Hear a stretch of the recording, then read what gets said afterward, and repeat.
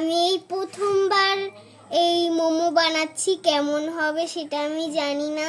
এই যে দেখুন,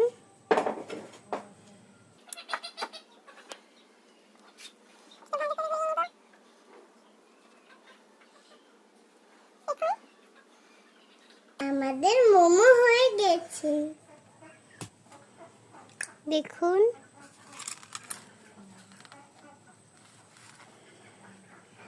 সবগুলা আছে। দেখুন তো বন্ধুরা, আমার মোমোগুলো কেমন হয়েছে। এগুলোকে ভাপে দেওয়ার জন্য একটা একটা করে উঠিয়ে নিব।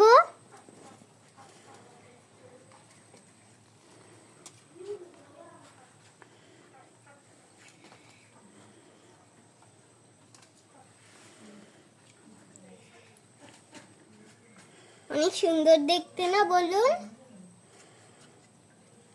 দেখুন, রান্নার চুলোতে আম্মু গরম গরম ভাপিয়ে নিবে।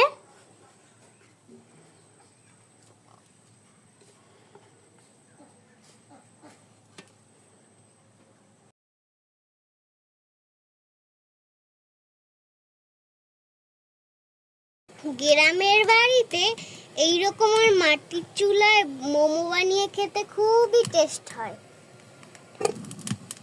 না না, আগুন দেখুন, দিয়ে দিলাম ঢাকনাটিকে।